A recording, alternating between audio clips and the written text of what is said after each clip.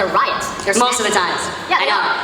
So many people have been things. murdered in the hands of these snowflakey liberals that are also somehow radically violent. Like, get your argument right, man. I don't understand. Like, are we violent or are we snowflakes? Are we just offended? Are we... I came across this clip a couple days ago, and I found it pretty ironic for obvious reasons. Hassan Piker and Charlie Kirk were in a debate 6 or 7 years ago, and Charlie Kirk was complaining about the violence from the left, the rhetoric, the attacks, etc., etc. And Hassan Piker made kind of a glib remark, discounting and gaslighting, saying, oh, well, the left doesn't kill anybody, or the left doesn't really do anything that bad. And I'm not here to debate the numbers on if the left or the right kills more. The left says, based on this, and this study, the right kills more. The right says, well, the two biggest figures on our team were attempted to be killed or were killed in the last couple of years. So, look, I'm not here to debate who kills more. I find it kind of ridiculous. You know, even if we can come to terms with one side kills 12 people over a 10-year span and one side kills 6, the percentage of Democrats that are political assassins is 0.0000001%. And it's the same thing with Republicans. So even if one side kills twice as many people, it's so few amount of people that it's not indicative of the party as a whole. So I don't really find one party more violent. You know, obviously statistically one party might be like minusculely more violent, but I find it kind of ridiculous to cast aspersions on a whole party based on the actions of a few crazies. But with all that being said, that's not really the point of this video.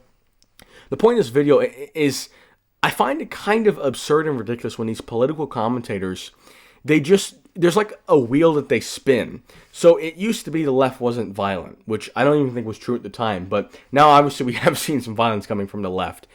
RIP to Charlie Kirk, obviously. And now the spin from Hassan Piker is, well, it was inevitable because the capitalists are holding us down.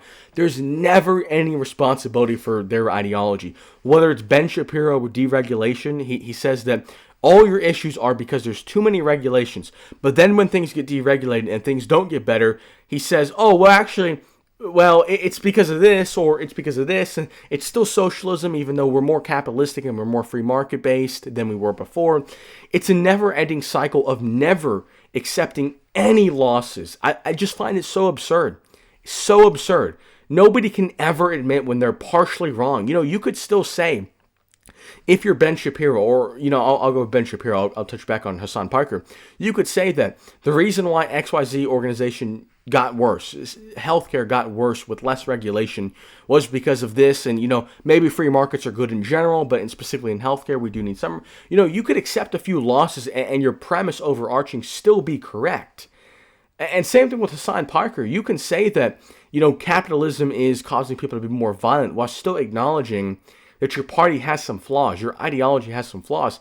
These people never accept defeat. Trump doesn't accept defeat, the left doesn't, feminists don't, Black Lives Matter doesn't, no matter what happens. No matter what happens. You know, Black Lives Matter got all these police reforms, nothing really changed, and now it's just on a different thing. Well, it's this. And then when we fix that, okay, well, now it's this. And it's a never-ending cycle. None of these people take responsibility for their failed political ideologies. And I find it so ridiculous. Nothing can ever be their fault. Nothing can ever be a bad idea. If one of their ideas gets implemented and it doesn't work, okay, well, it was still the other side's fault. Because the other side didn't give us everything we wanted. And if we did get everything we wanted, well, then it was because of this. You know, some communists or socialists say, well, you know, we've never seen a true communist country, and a true communist country would work.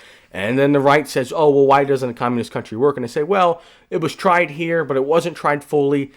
It's inevitable. It's just a continuous wheel.